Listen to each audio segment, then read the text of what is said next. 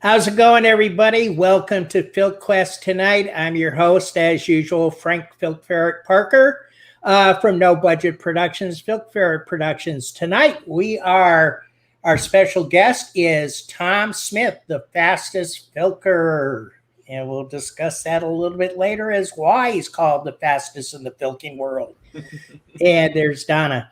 So I'm going to go over we're going to go over a few things, what's going on in the channel over the next few days. I just noticed something tonight that Vance snuck something in. So tonight at 11:15 p.m. Eastern time, and of course his 10:15 now Central time, he's going to be doing a retrospective on the Star Trek convention that they went to in Las Vegas a few weeks ago, and he has Pixie Nereid. I hope I get her name right. Nereid. You know how Vance and I butcher names.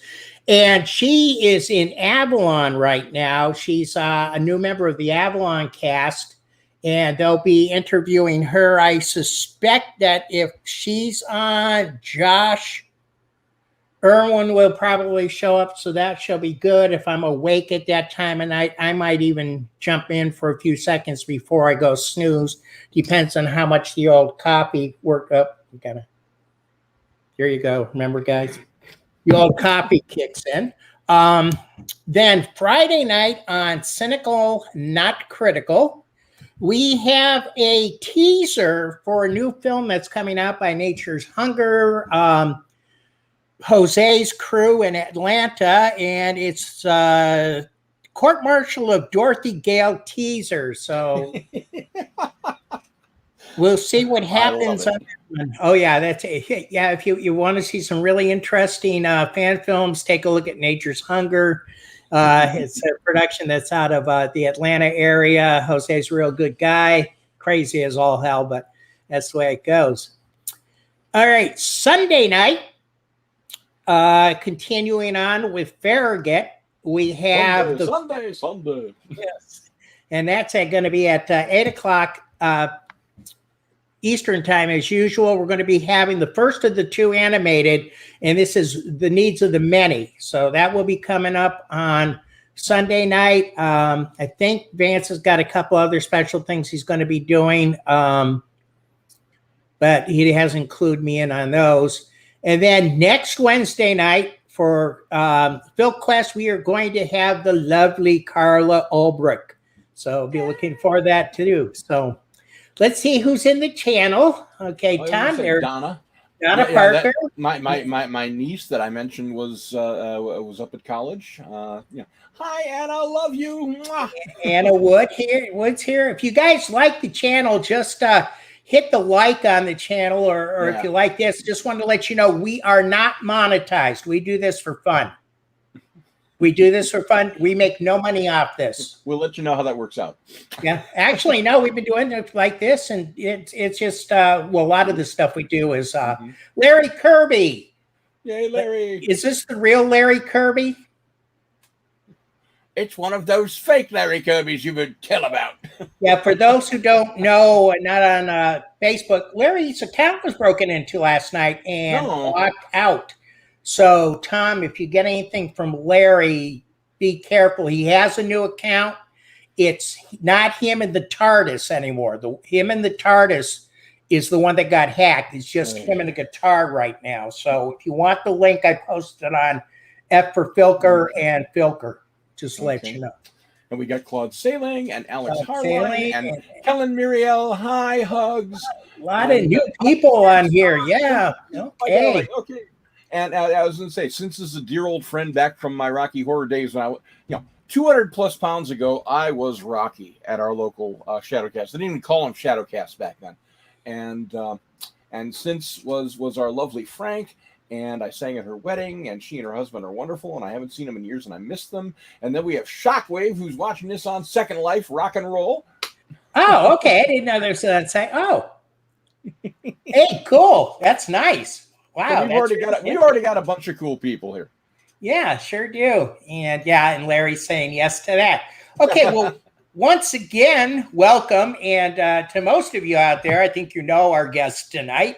So welcome, Tom. I'm so happy that you're here this evening. Thank you for coming on. You're very welcome. Thank you for inviting me. So what we usually do is I ask you a few questions and we just kind of follow where things go. So first of all, I usually ask is, what do you consider yourself in the fan music genre? Boy, that's a question. Before you do that, I have to say, yes, I miss you since you're wonderful. If you have any photographs of me in that Rocky costume, I want people to see because they would not believe. Okay, they've known the huge Tom. They would not believe seeing me if I was actually had a six pack. I was 200 pounds of cut. It was great, and then I got the job at the bank, and it all slid down here. I'm working for Bank of America. Who do you work for?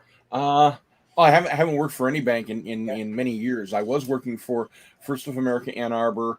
They eventually got bought by Comerica, but I was gone by then. I worked for a doc prep company, which kept me in the mortgage industry for a lot of years. And hi, Zayavila. Yeah, that's Moss Bliss. Hey, how you doing, guy? And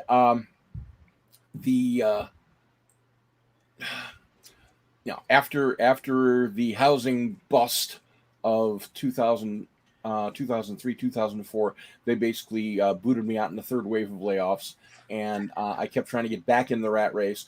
Couldn't do it, but I was making enough money on Filk that I said, okay, let's give this a shot. And then I got hurt in 2008, and I've been medically retired ever since. But even so, I'm pushing hard between the Social Security disability and the Patreon and the sales on Bandcamp. I'm not doing too badly. Not great, but I can survive. So now, what do I consider myself to be in the Filk community?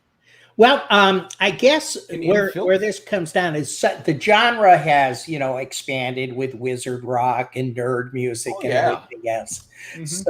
So what do you, are you like me, an old school Filker, or have you been riding along with the new wave?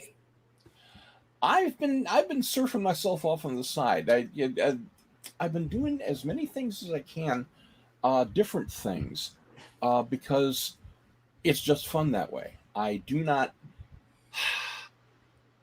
on my webpage and all the press stuff I had in the past, I said mostly comedy, mostly folk rock, except for all the other stuff. Okay. And the other catchphrase that I use was let's see, more books than Weird Al, more jokes than Joko, more Cthulhu than Carlin. There we go. That was it. And I do stuff. There's no particular place I set. If you're it's like, are you trying to imagine? Are you trying to get me to place myself as which artist I'm similar to if Filk was superimposed onto pop music? How do I view my status in Filk, compared to other Filkers? There's so many ways to look at that. Hi, Robin. Robin Baylor just popped in. And on the other hand, it's funny. Everybody's like, "Oh, Tom Smith! Oh my God, Tom Smith!" And I'm like, "I'm a fat guy in a trailer."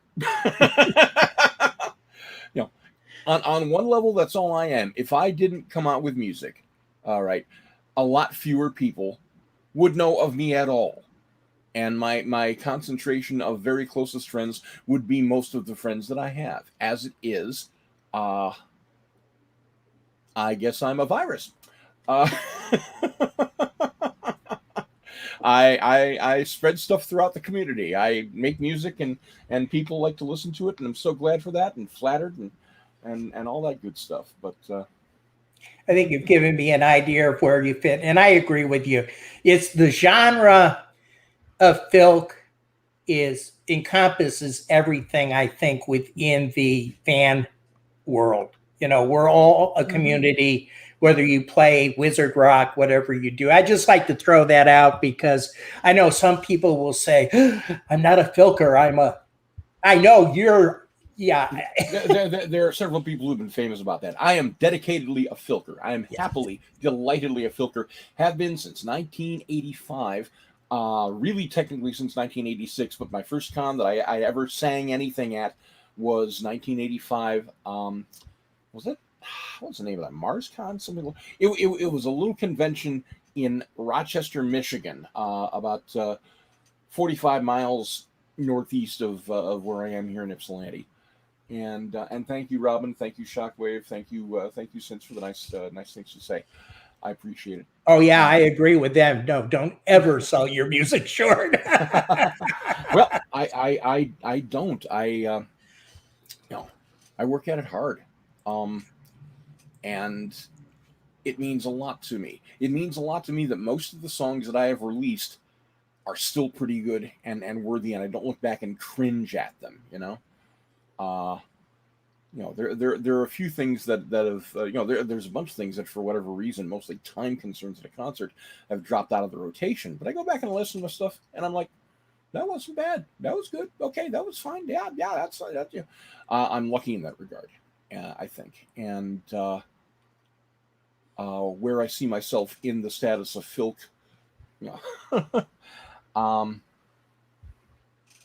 in my prideful moments, I compare myself to Springsteen. Okay, it was back in '86, really, but it started getting pumped up in the several years after that.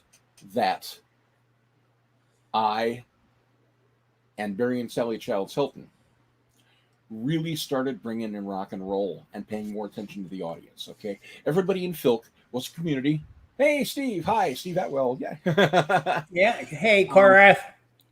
The Filk community was tight back then, but it was smaller. It was compressed, and one of the starkest memories that I have about Filk is going to a thing. It must have been a contraption way back when. The contraption this time, the convention was in it was in Southfield, Michigan. I don't know if it's at the West End that they usually have it these days, but they have it at some hotel in there way back in the day. My grandmother was still alive, so this is before 90. This is 1991, 92 at the latest. Hi, Cynthia. Thank you. And I was in the Filk room. I came into the Filk room early in the evening, and there were 22. There were 5 people in the room. Okay, and somebody was singing, and they were singing a song, and I came in and I started singing some silly stuff. And back then I didn't have as much silly stuff, but damn it, I sang it with gusto.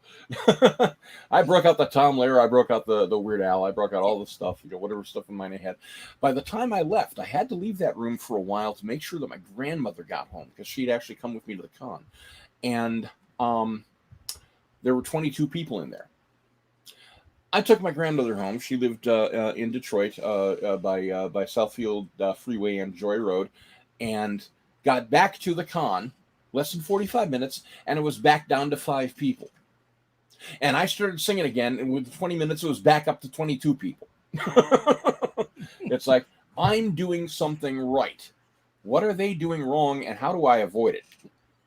So that was that was a big moment. It's the kind of thing where I realized that there is an audience. You have to pay attention, and you don't necessarily have to cater your songs for. You don't necessarily have to tailor your songs for the audience, but you have to be aware that they have come there to give you their time and their attention, and if you don't give them something, they're not going to stay. And that became really important because we had concerts. We had concert situations. The one where I first really made a big splash was MarCon 86. There was going to be a one-shot on Saturday afternoon. I ended up going early to dinner with a friend, and we came back. I'd signed up for the thing in the middle, okay? But because we were late at dinner, I didn't get back until like the very end. The last people were performing, and it was Cliff Flint with Bill Roper and Mary Ellen Wessels, and they were doing Cliff's song "Dream All Day" or whatever the name of it is. I think it's just "Dreams" or something. But it's a beautiful, haunting song with multi-part harmonies, and everybody knew it, and the entire place is just ringing with these great voices. Oh, and then I come up and I'm last. And they announced that the name of my song is Crystal Gale Killed Frank Herbert. I don't think I've heard that one. I'm trying to remember if I've heard that one or not.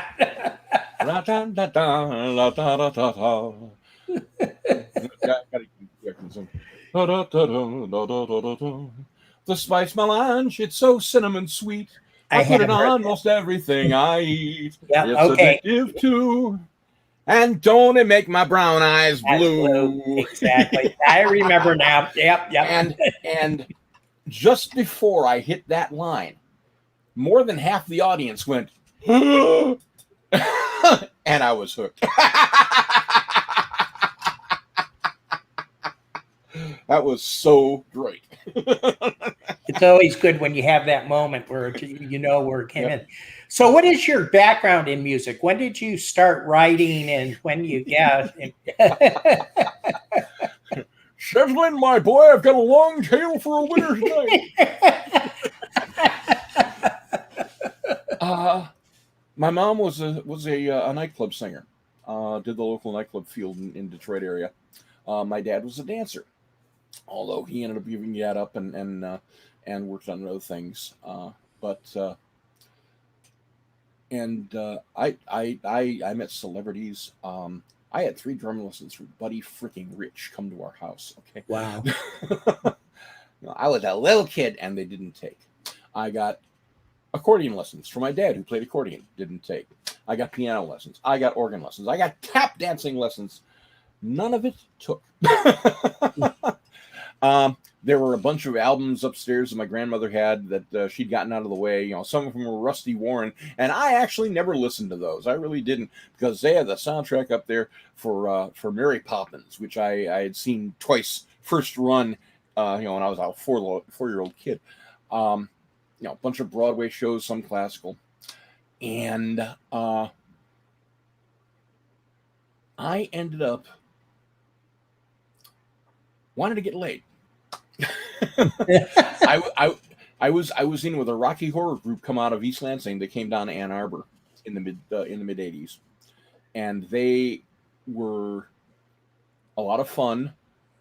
And I joined them. And like I say, back then I was cut. I was like 200 pounds of 6-pack. I was in great shape. I biked like 15 miles a day. That's been a long time. Tell me about it. So, they also were part of the Michigan State University Tolkien Society, and they did Tolkien Filk. Okay, and I was hanging out with some other people who also hung out with Filkers. Hung out with Frank Hayes and Cliff Flint and Mary Ellen and a bunch of other people like that. Okay, so there's a lot of great people coming out of that area. Just spectacular. So I ended up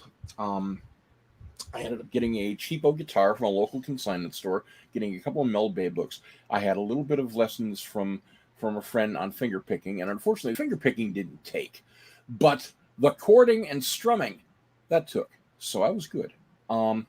And that was in February of 1985 that I first got that. The convention I was mentioning earlier was in March, and by fall of '88 was my first guest of honorship, which was very cool.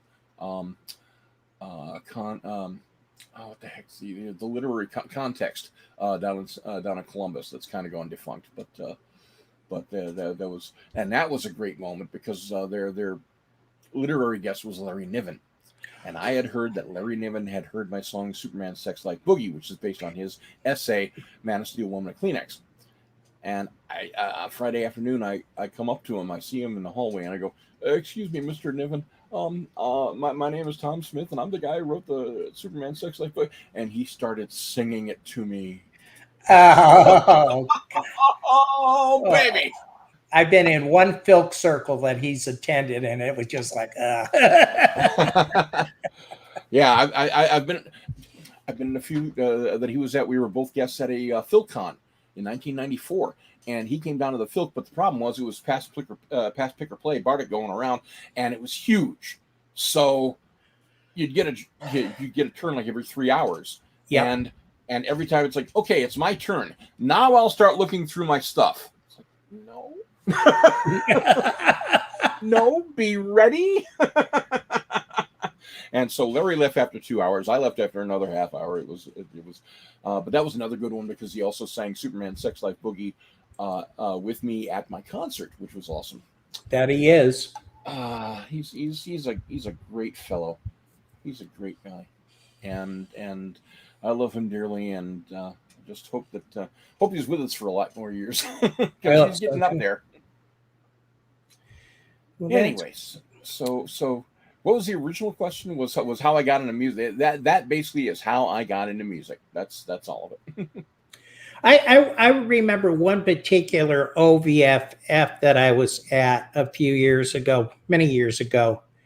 And I remember, I think it was Bill Sutton and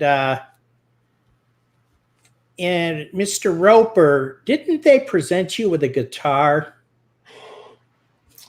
The original guitar I had was a beat up old thing. And Bill gave me that guitar. I've beaten it up over the years. I still have it. I still bring it out every once in a while. It's kind of hard for me to physically play that one because my gut gets in the way at these days. But that was one of the finest moments of my life.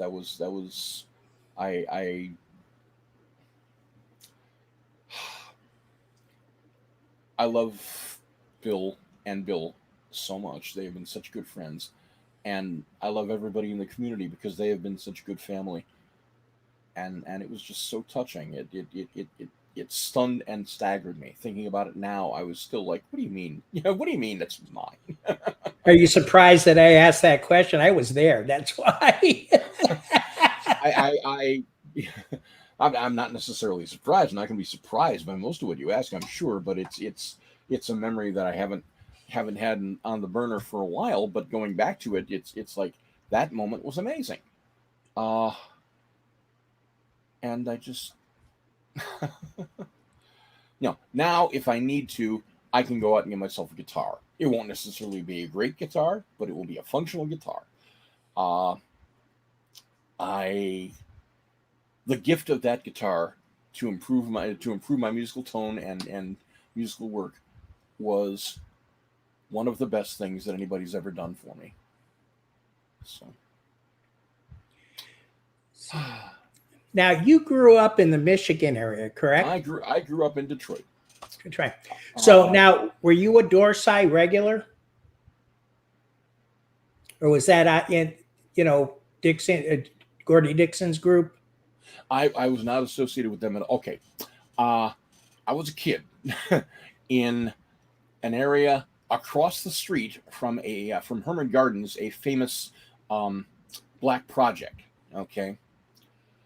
The only reason that I managed not to see any of the devastation from the 1967 riots in Detroit is that my mom and grandma and everybody basically made sure I didn't. Okay. There was a lot going on. And, fortunately, the next year after that, we had, the Detroit Tigers winning the World Series, and that seriously healed the city a lot. Not everything by any means, of course. We're still dealing with that shit. But no, I was not a part of fandom at all until '84. There were a couple of things along the way. I joined some Dungeons and Dragons groups in high school, and eventually joined the Michigan Rear Gamers in the early '80s. I went down to Cincinnati for 2 years and worked at a comic store, and we went to at least one convention in Indianapolis, but that was mostly just selling stuff at a convention. When I came back, I decided to try and find people, and I ended up finding the Still-Yagi Air Corps based in Ann Arbor, because I was back in Ann Arbor, and did that for a few years. That was a lot of fun, and I still every once in a while will poke my nose in. They have Friday night video chats, but that was really when I started Phantom. My first convention in that era was Conclave '84. Okay, so that's my official start for Phantom. I did earlier go to a WindyCon in 1979. Okay. I was, there's a Chicago fan who is Dorsey, Lee Darrow, and he's a magician, and he was doing a magic show for the con, and he asked me if I would do tech and sound effects. When he runs into the back and crashes into something, I do all the pots and pans and shit. So, and one of my very favorite stories is just we're going to Chicago for the first time, or at least I'm going to Chicago for the first time. We left noon on Friday from Ann Arbor, which puts us in the middle of Chicago in rush hour. Nothing. Nobody. 12 cars total on the Skyway. Lee is gaping like a fish. I can see why. Yeah, we turned on the radio. The Pope was at Wrigley Field, and everybody was over there. And by the time the Pope was done at Wrigley Field, we were in Arlington Heights. Needless to say, the ride back was a little more cranky. Sort of like Atlanta, going to Filk. Yeah. I was going to say, Filk can drag me out. I'm getting ready for dragging. Yeah. It seems didn't you run the Filk at Dragon for a couple of years? For 1 year. They didn't give me any budget. They didn't give me any help. They didn't give me nothing. I'm still not sure why. And it was agony. It was just agony. I was trying desperately to put on something resembling a Filk track, and I couldn't, because I couldn't offer anything to anybody. No hotel room, no no reimbursement for travel. I kept asking for information. I got nothing. Fine. So I said, I'm out of here. And fortunately, Robbie Hilliard took over after that, and he did very well for several years, and left it in the capable hands of Amber Hansford a couple of years ago. I know she's hanging out right now. So. Yeah. And no, that was oh boy. I see that. Now they call you the fastest Filker in the world. So what is that all about? It's not true anymore, really. Okay, honestly, Miles Warkosian, Andrew Ross, writes very fast stuff and very good stuff. I'm pleased with him. Chris Conway over in England, I don't even know how many albums he's come out with. Okay, now some of them are improv, which is, I don't want to say it's cheating, but it does make it easier to come out with product. But what happened was, and I can't remember, it was a Marcon, but I can't remember what year. Could have been 92, could have been 94. Somebody had challenged Moonwolf, Michael Longcore, who said, "Hey, Moonwolf, you're weird, but you can't, you're not as weird as Tom Smith."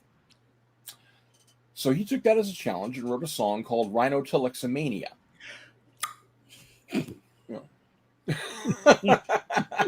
One of my favorite songs by him. And I just sat there grinning, noting the chords, they weren't too difficult. Grabbed a pen and a paper and said, "I'll be back." Went outside. Spent some time writing a couple verses. Spent some time flirting with Mary Ellen. Come back in. There are people with stopwatches going 14 minutes. And I sat down and sang the song at Moonwolf, and it was great. And after that, I was the world's fastest filker.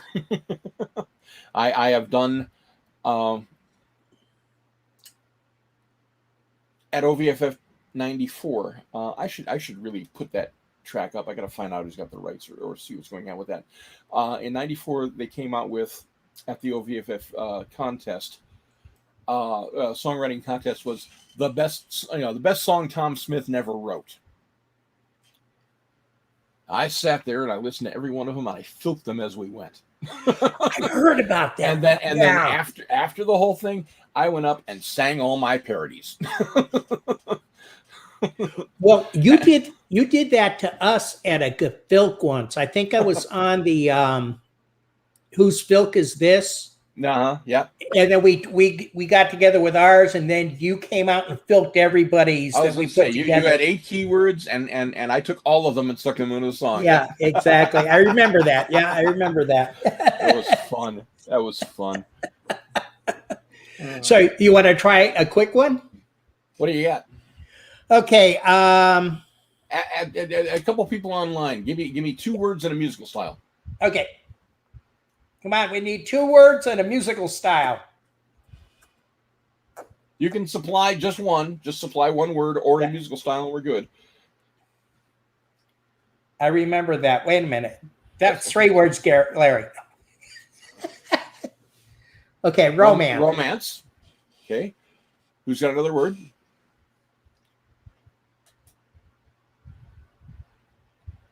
There are a lot of words out there, folks. Waiting. Diner, air fryer. That has got to be the oddest musical genre I've ever heard. Kumquat. Okay, we have 4 words. We have no musical styles. Come on, work with me here. Need a musical style. You are recording this, right? Oh, yeah. Cheap hotel. That's 2 words. That's not a musical style. 12-bar blues. There we are. There we go. Okay. 12-bar blues. Jazz. 12-bar blues. Yeah, we're good. Okay, we're all blues except for the classical and reggae. Okay, we won't worry about those right this second. But we got heavy metal. Yeah. Okay, let me look at this here. It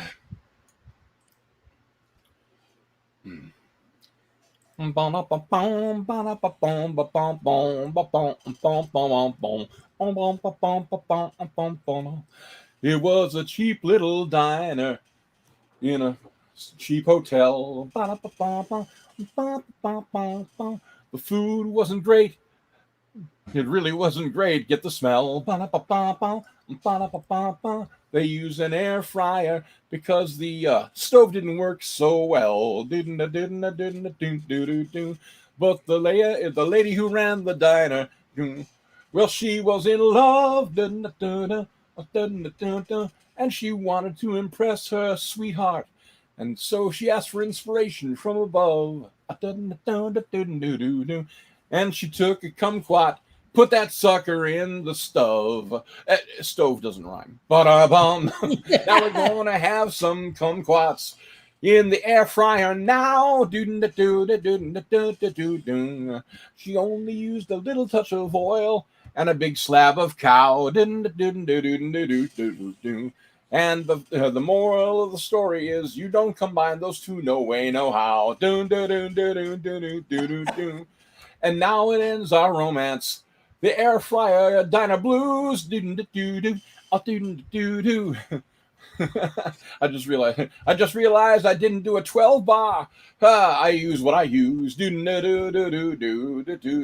And if we gotta do one more of these, I'll do my traveling shoes. I want to end the song properly. Did the lady and the man fall in love?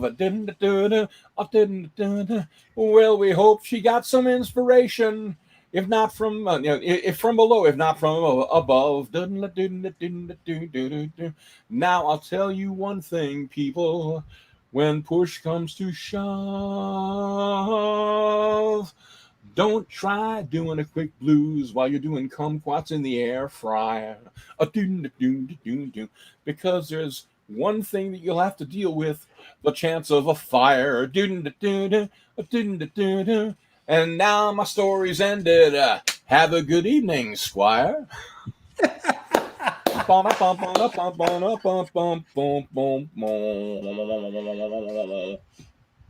Yeah, and anybody can see that for posterity because these are up all the time on the channel. So if you know somebody that needs to see that, which I would hope, just send them over to No Budget Productions, Filter Productions. It's up there.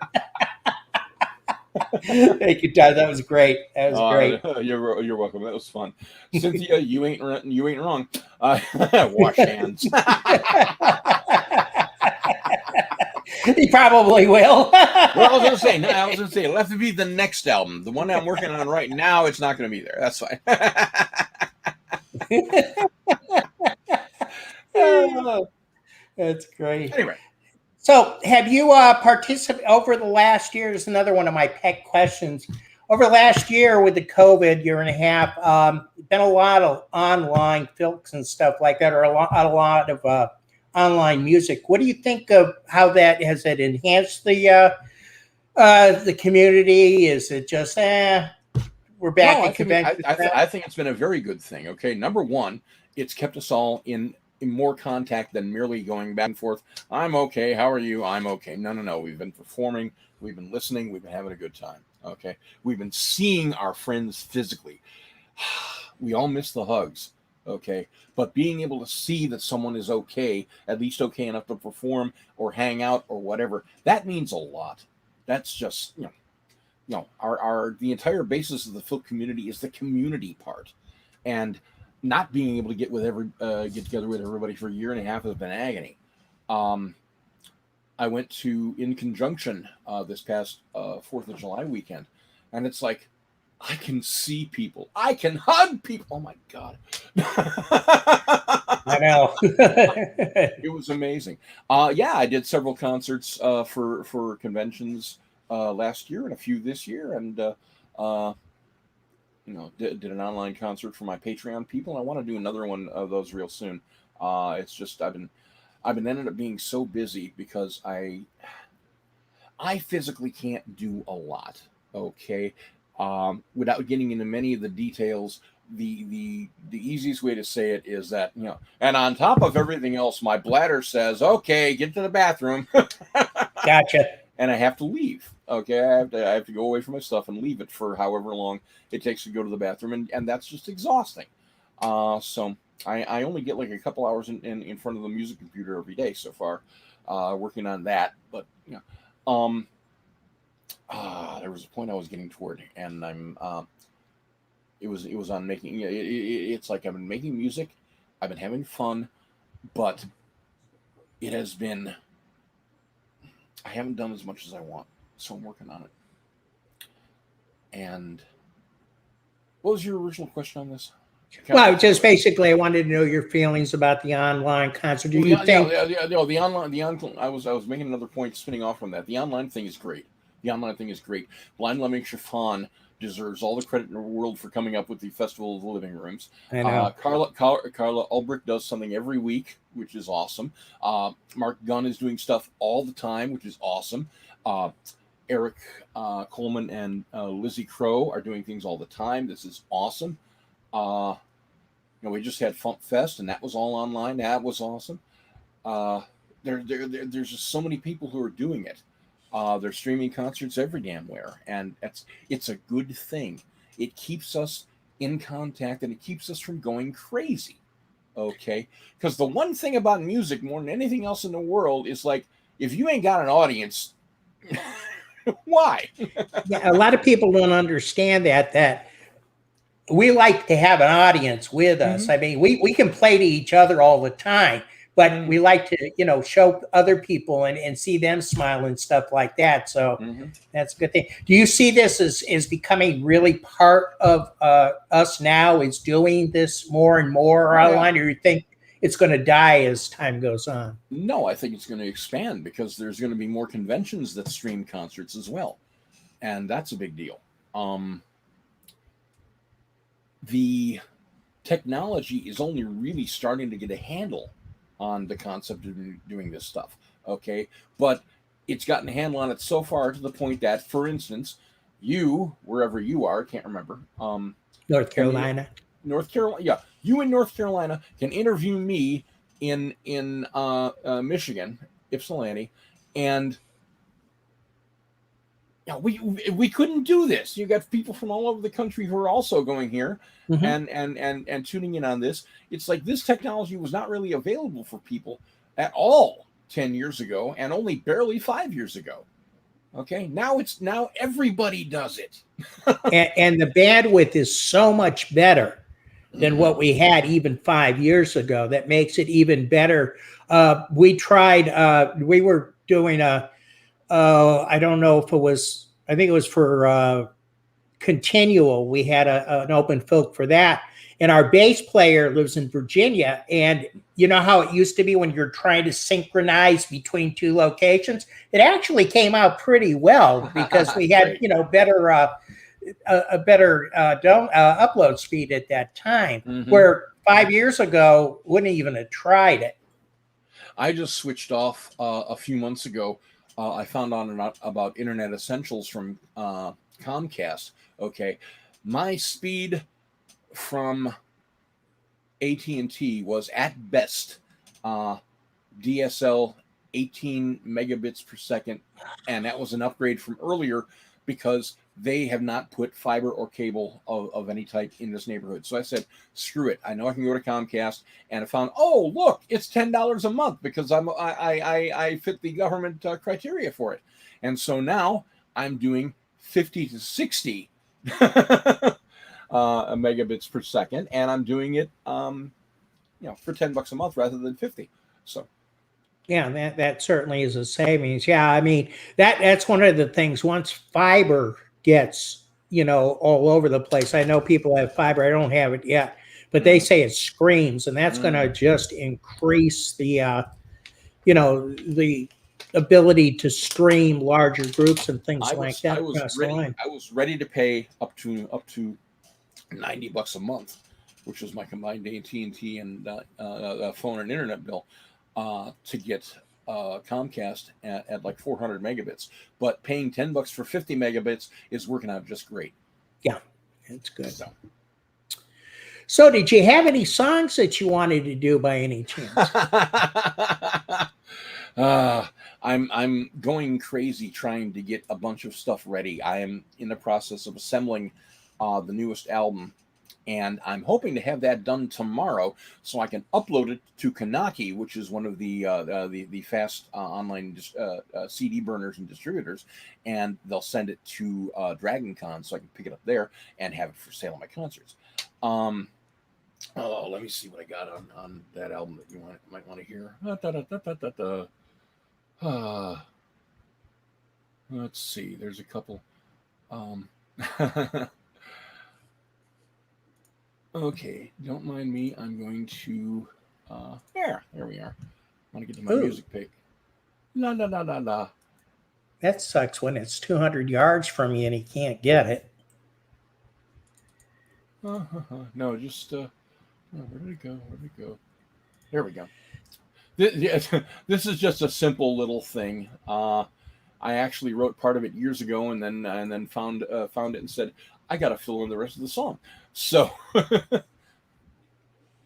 I'm not going to bother getting out the guitar for this one. That's take fine. Take a little time to set up, and this is just. There are several political songs on the new album. The new album, by the way, is going to be called Arrivederci 2020. It's got a lot of songs about what happened last year. Oh, looking forward to that. There are some brutal things. There are some silly things. This is one of the silly things, okay? Scrambled eggs, maybe lager that's been kept in kegs.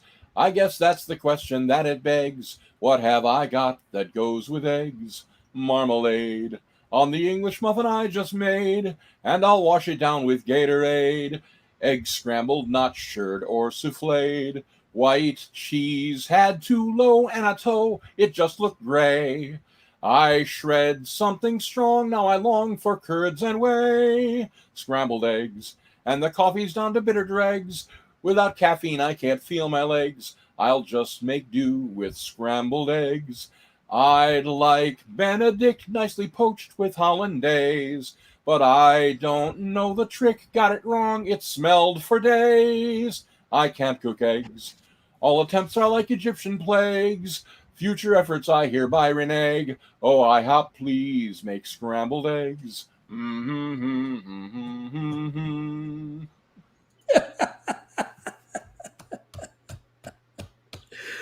I think the first song I ever heard from you that I fell in love with was 307 Ale. And we have another really good friend of ours. As a matter of fact, he was the first one on PhilQuest by the name of Gray Reinhardt. And he does a song. Yeah, have you heard a song, Romulan Ale? I think I have. It's been a couple years. Yeah, I was going to say, so I always equate those two songs together. There's the 307 Ale and the Romulan Ale. So there's another one that I will sing at you because it's silly. And it's nice. I can pick these things. Everybody knows the tune, so I don't have to have the instrumentation right here. But this is a mashup of The Nightmare Before Christmas and Gilbert and Sullivan. Oh, okay. Oh, better far that I should die here in the graveyard where I lie than play a violent, snarky part with a severed head and a ripped out heart. Away with the awful slasher flicks, where worn out monsters have worn out shticks. No, I'll be true to the song I sing and live and die a pumpkin king. For I am the Pumpkin King, and it is a glorious thing to be the Pumpkin King. I am the Pumpkin King, he is hurrah for the Pumpkin King. By Santa Claus try was foolish, and I shall be the Pumpkin King. He is hurrah for the Pumpkin King, hurrah for the Pumpkin King. When my Sally comes to watch me dance, I assume a proudly spooky stance. I evoke a few more screams, it's true, as an undead monarch ought to do. But many a king, if he'd celebrate, must follow the dictates of his fate. And I might scare every girl and boy, but it's all in fun, and they scream with joy. For I am the Pumpkin King, and it is a spoopy thing to be the Pumpkin King. I am the Pumpkin King. Bring around my verse, bring around my hearse. I've one more verse to sing as Pumpkin King. That child who waits in the pumpkin patch for presents from my secret stash will soon find out to his shock and fear that his blue blanket's not that sincere. I've got some tricks that aren't so nice for purveyors of all things pumpkin spice, and stores whose Christmas stuff's on display will learn to wait until after my day. For I am the Pumpkin King. Christmas had its run, Halloween's more fun when you're the Pumpkin King. I am the Pumpkin King, and I'm keeping my eye on Thanksgiving since I'm the Pumpkin King. Hurrah for the pumpkin thing, hurrah for the Pumpkin King. I thought it was going to be bringing Linus into there someplace. What, didn't you catch it? Oh, yeah, I got the whole thing. Okay, good. I did. I like that. I was thinking of saying, yeah, we need that around Halloween without a doubt. Mm-hmm. Excellent song. Excellent. And that's going to be on the new album, huh? That's on the new album. Yeah, there you go. Which I will physically have at Dragon Con. I don't know if I'll have it Friday. My first concert is Friday. I have to, like I say, the companies that I'm using, which was recommended to me by Mark Gunn, is called Kanaki, and they are pretty much completely automatic. You upload the thank you, Lorraine. Thanks very much. Wrong one. The first tune was yesterday by the Beatles. You upload the graphics, you upload the album. Okay, they want a disc, final ISO disc, and you say, okay, ship it here, and they send you the stuff, and it works very quickly and very efficiently, and so I took a couple extra days because I really needed to work on a couple tracks to buff them up a little, and the stuff will be there in time for Dragon Con. I'm so happy. So what are you using for software and everything else that you're using to? That's a lot of things. First off, my basic composition tool is Band in a Box from PG. Oh, okay, yeah. For those of you who don't know, there are several programs out there that are auto accompaniment programs. That is to say, you put in the chords of a song, you give it a musical style, and you click, and then it comes up with background music. In this case, Band in a Box defaults to have drums, bass, piano, guitar, and strings, or some combination thereof, or some tweaking of, sometimes you get 3 guitars, whatever it is. I do all of my final processing in Reaper, which is just an amazing digital audio workstation, and it's very inexpensive. And if you're dead broke, then they have a warning after 60 days, but except for a nag screen, they don't have any limits on it. So, I recommend paying them. I pay them. It's very much worth it. And they're constantly updating. Just came out with a new version today. Evolutionary rather than revolutionary at this point. They just keep adding, new features and stuff. And the entire thing is coded in 15 meg. Yeah. It's so tightly coded, and then it expands out to about 120. But the primary tools I use in the DAW, the digital audio workstation inside Reaper, I use a lot of stuff from Isotope. Isotope is just the best, the top of the line. Yeah, I've run into that before. Yeah. Even if you get the cheap stuff, and the cheap stuff is always on sale. They usually, about every 2 or 3 months, they will say, "Here, get our customer appreciation bundle," which is $49 and has 14 different things that would normally cost you over $1,000 if you bought them one at a time. Okay? Yeah. Very much worth it. Okay, it's the basic stuff, the elements editions as they call them, but it is more than enough for a lot of people to improve their audio immediately. Okay. I end up, because I've been a long-time customer, I got a good deal on subscribing to the pro stuff. So that was really nice. And it's I've been using it the last few months, and it's changed how everything works. It's just so good, so powerful. That's most of what I use. I mean, there's a gazillion third-party plugins, instruments, and I got cowbell. I got cowbell. I actually just got a beautiful little thing, which is not too expensive. Called is it called Groove One? I can't remember. It's from a company called UJam. Okay, and what it basically is a bunch of it gives you shaker and tambourine and hand clap tracks. Okay, and you click on it and drag and drop. When you got the arrangement that you want in the thing, click on it, drag and drop, and put it in there, and it gives you a couple bars of it, and you extend it out and do the whole. It basically sweetens up the whole song. Okay? Nice. When you have that on top of it, it's it gives energy to the song, and I've used it a couple times as a secret weapon on a few tracks, and it's worked out very well. So where are you going to be next? Next is Dragon Con next weekend.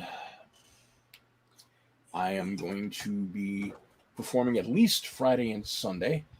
I can't remember the exact times, but it'll be in the schedule, and I'll be sure to put it up on my Facebook page. And probably also will have at least one concert, likely sometime Saturday, on the concourse stage on the second basement of the Hyatt. All the Filk track is in the second basement of the Hyatt. It's great. You go down there, take the escalator down, and jog to the right just a touch and straight forward, and you're in the Hanover rooms, and that's where everything is. That's where who all's going to be there? It's going to be me, the Brobdingnagian Bards, Mikey Mason, Corden Country? I can't remember. Excuse me, I'm going to go look up that page. Yeah, we had Mikey on here a few weeks ago. Yeah. Oh, I love Mikey so much. He is a great guy. He is a great guy. He's a great musician. Yeah, we have Matricial on too.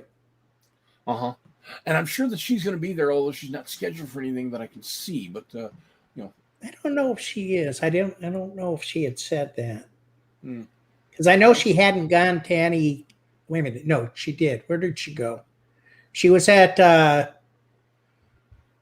She wasn't at Con Carolinas, but she was with us up at Congregate. Right. I was going to say, besides the Filk, we're going to have people like Frenchie and the Punk and Guitar Me at One, but they're not part of the Filk track.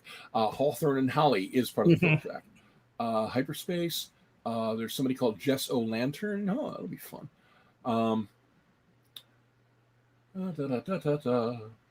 Mikey Mason. Mahalia's Grave, Southern Gothic Swing. Ooh. Let's see what else we got. Raspberry Pi is a nerd funk band. Mr. Richard is a DJ. Smith, who's a Smith guy? Jeez. That was the one I I couldn't. don't know. I have no idea. Yeah, there we go. The Faithful Sidekicks and the Gothsicles. So the Filk track will have the Faithful Sidekicks, the Gothsicles, Rob Nagy and Bards, Mikey Mason, and me. Cool. We'll be looking forward to that. Any of that going to be broadcast online? I do not know. I think they were planning it, but I'm not sure. We'll find out. I'm certainly going to be taking videos of my sets, and I'll try to get other people's sets. So, somebody just posted. Thank you. 8:30 on Friday and 7 o'clock on Sunday. Oh, I'm sorry. I thought you saw that. Okay, I already brought that. I did not see that. Those are my concert times. Yep. So. Okay. Alrighty. So, what other projects are you working on? Anything else that is hot in the tubes, or? Whoop. Where did you go? Hang on a second. I hit a button on the keyboard that muted you. Accidentally. It's all right. Other projects I'm working on. The next Patreon album, which actually is there's a fair amount of stuff that I got ready to go for that. I'm going to try and have that done by the end of the year. I'm doing an album called Tom Smith Undercover.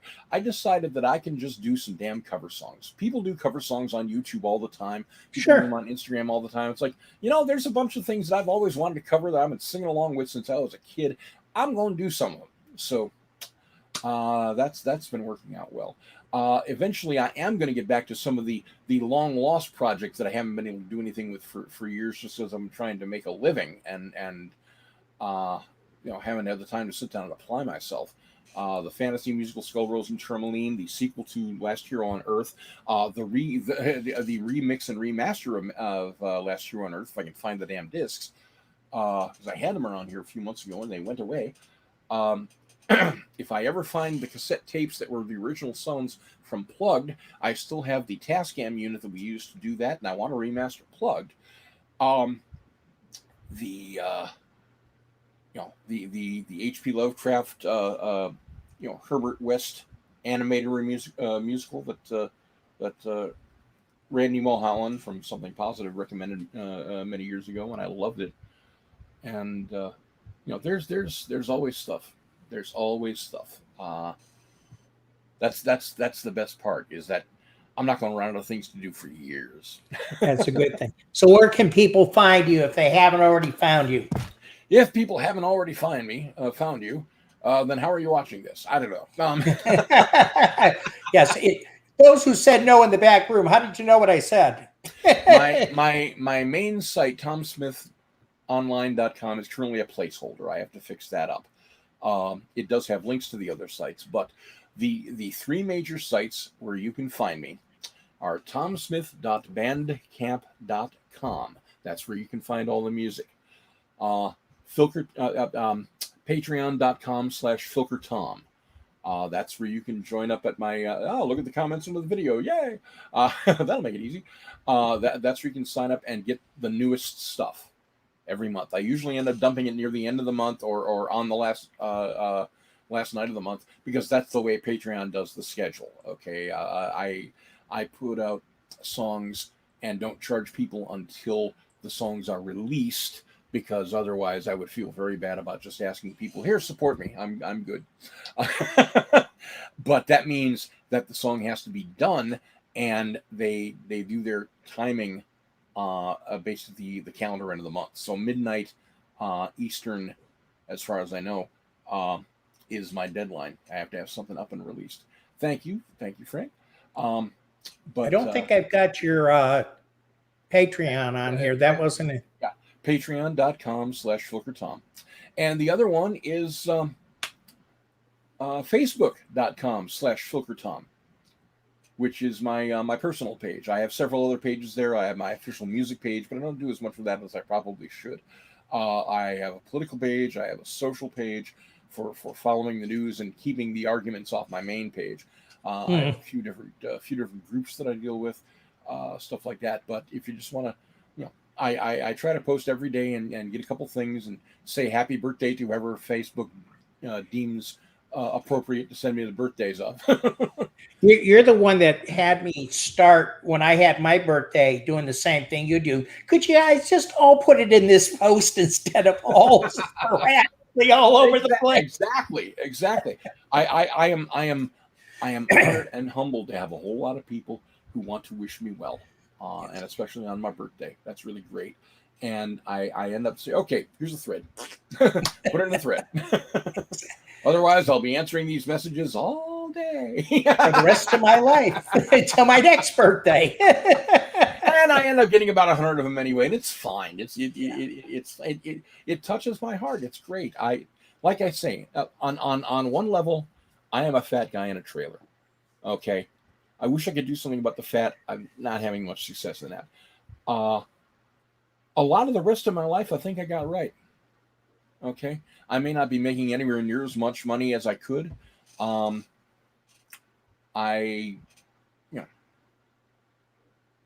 I have fun. I make people laugh and smile and feel good about themselves.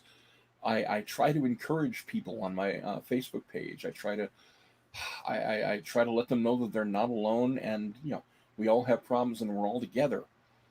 And the best part of all of it is all the connections, all the community. But am I happy? Yeah, I am. It's people like you, Tom, that give me hope in this world. No, seriously, when we look at people like you and Bill and Brenda and Bill Roper, and I mean just the whole community, we're out there to have fun.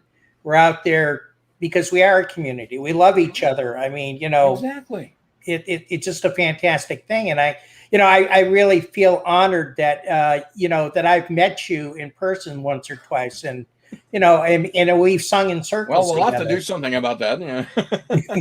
Unfortunately, I'm not going to be at OVFF this year because I committed. It's a bit of a complex story. The short form, more or less, is that I was asked in 2019. Oh, I appreciate you too, Lorraine. Mwah, you guys are great. You guys are just great. I'm looking at all the comments here, and It's like, I love you all. You are just wonderful, and I miss you all, and you all need to get some hugs. The OVFF asked me if I could be their Toastmaster in 2020, which honored the hell out of me. That was just... And then we got COVID, and OVFF became no VFF. It became online. And I did everything I could to fulfill the obligations of that. In the meantime, I had been asked to be a guest at Astronomicon, which is coming up on Halloween weekend. This year, the same weekend as OVFF. Oh! Okay. They had asked me if I could do it last year, and they didn't because of COVID, so we could push forward. And, it wasn't lining up last year. It is lining up this year. And... I talked with Sally Kobe, one of the people on the Concom of OVFF, and said, listen, I did as much as I could last year to fulfill the obligations of Toastmaster Online. And it's nobody's fault. I mean, I even told Astronomicon that OVFF might get in the way of this, but it feels like a real cop-out to not actually be there. So I'm going to go up there. We had been talking about the possibility of streaming a concert, but I don't actually think that's going to be possible because I don't think that OVFF is doing streaming yet. I don't think I'm not sure if they did any streams. Yeah. So not even going to sweat that. Just going to, I might, I might video phone in at some point. Harass somebody that I know at the con. Unfortunately, I know most people at the con, and just say hi. And the convention's in Rochester, New York, and I'll be sharing the stage with Shoebox Tim Christ. That'll be quiet. I doubt it. Define quiet. You'll probably be able to hear Krakatoa over it, but I was going to say, in other words, all I have to do is pull up a seat on my front lawn in Charlotte. Actually, what I really do is what I should really do is talk to Tim about both of us doing a good idea for a song.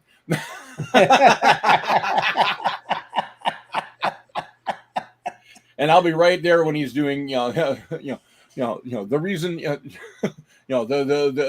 music that you're, I can't remember the name of the song. The title, the music that your mother and father hate. That the sing along chorus is sex, drugs, Satan, drugs. Oh, I think I know which one you're talking about. Shockwave. Yes, they just had Fump Fest this past weekend in Chicago. Yeah. You can catch a lot of it online, elsewhere on YouTube. Yeah, Fump is still running strong. Yeah, and for those out there, if you want to catch up on Filk Quest, up to now, all 12 episodes so far are there and available for you to check out, and we've got more coming on. If you know anybody out there that you'd like me to see if I could reach out to, or if you're a Filker and you want to come on, just drop me a note in either the chats here on the channel, or you can catch me at Nefarious Ferrets or Frank Parker Jr. on YouTube, not YouTube, Facebook. Just drop me a line there. I also do a fan film called Crossroads, so if you happen to be in that group, because what the purpose of this is like we did tonight, is to get to know the Filkers as people. We love the music, but sometimes it's nice to get to know the person as a person, and that's what my goal is. So I really appreciate everybody, showing up. Tom, do you have any final words? We're a little bit past the hour, which is fine. Nitwit, oddment, blubber, tweak. No, wait, that's somebody else's final words.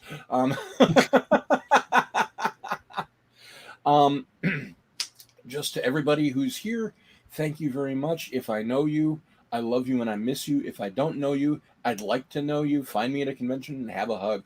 I will be at Dragon Con. I will be at Astronomicon. I'd likely be at WindyCon. I got to talk to them about that. After that, everything's wide open, so we'll see what happens. But it's nice. It's nice to be part of this community. It has always been a joy, and a lot of times I felt like I didn't deserve to be there, and sometimes I still do that. I got a bad case of imposter syndrome, but as far as it goes, Filk has been my life, and it's great to be part of it, and it's great to share it all with you. So thank you. Please take care of yourselves, mask up, get the damn shot. Oh yeah, absolutely. Absolutely. And while I will not see you at OVFF this year, I will see you at OVFF next year.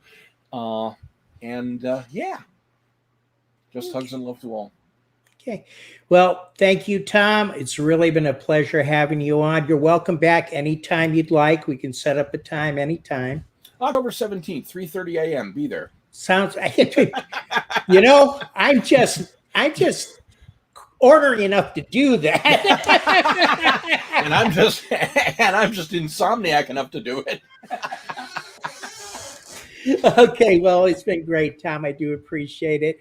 Everybody who stopped in tonight, if you like the channel, just hit that subscribe. As I said, we don't do this for the money. We do it for the fun. And also, if you like this video, you might want to share it on your Facebooks and let people see this, because I don't think a lot of people realize that even though we do stream this, at 9 o'clock, they're all recorded and you can go back and watch them at any time. So everybody out there, love you all. Thank you for showing up. Peace and long life, wherever my hand is. The invisible coffee cup. Yeah. Love long and perspire, yes. All right, take care, everybody. Have a fantastic rest of the week. Take care. Bye-bye. Okay.